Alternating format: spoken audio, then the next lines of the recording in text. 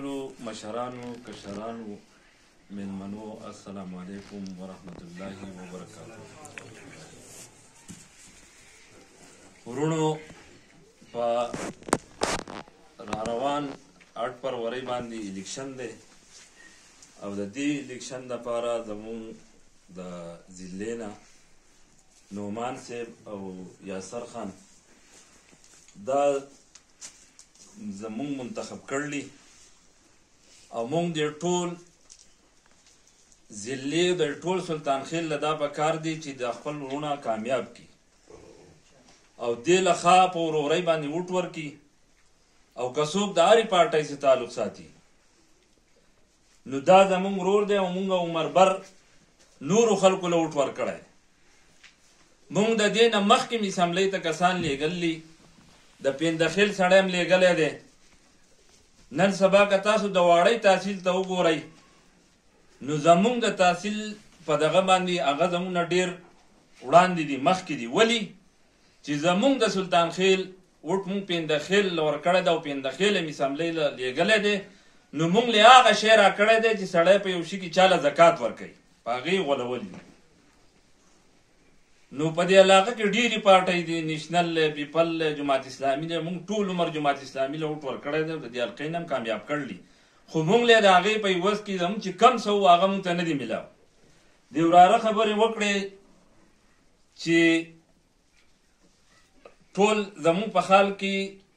د هر شي مشکلات دي. زموږ په تحصیل کې نه هسپتال شته، نه ښه سکولونه شته. بیا زموږ په دې علاقو کې مثلا زموږ په دې دره کې د جنکو سکول نشته. ولې موږ نه اهله خلک ولیږو هغه د خپل شي تپوس نشي کولی. د ملک نعمان موږ د تحصیل سیټ ته ودرولی او هغه سیټ بیللی دی، خو کم د تحصیل ناظم چې تاسو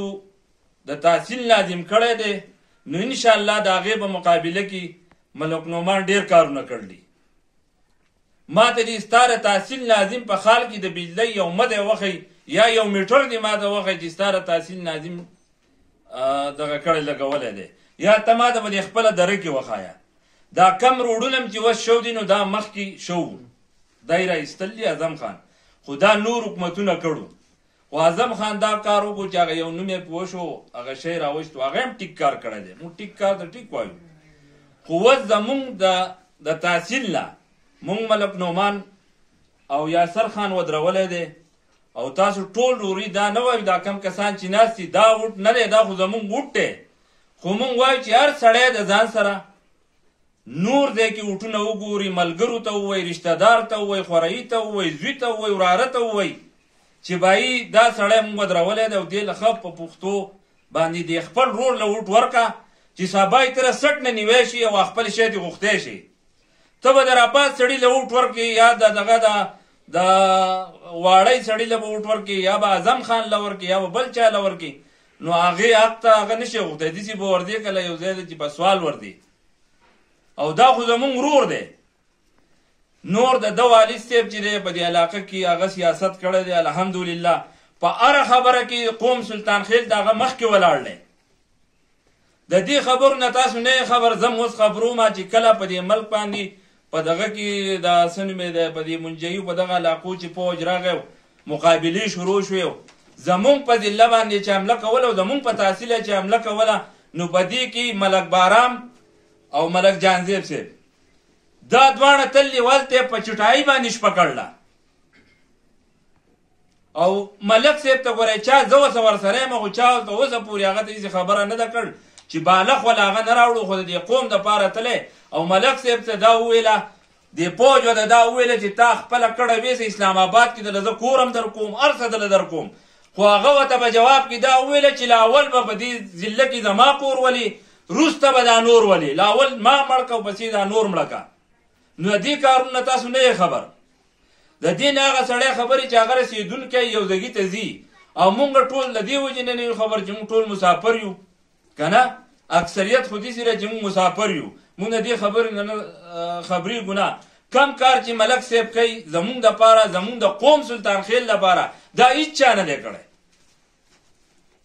ورونو مهرباني وکئ. اوس مونږ د هغه زوی ملک نعمان ودرولی دی یو دا یاسر خان دی دام زمونږ ورور دی دا اوسه ولاړ دی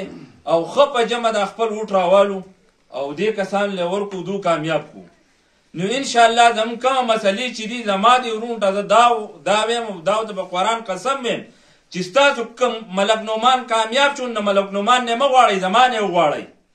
که تاسو له هغه کار نه نه کوو نو ما په دې کاڼو په دې لار کې زه تاسو دا زما ټول ترونه دي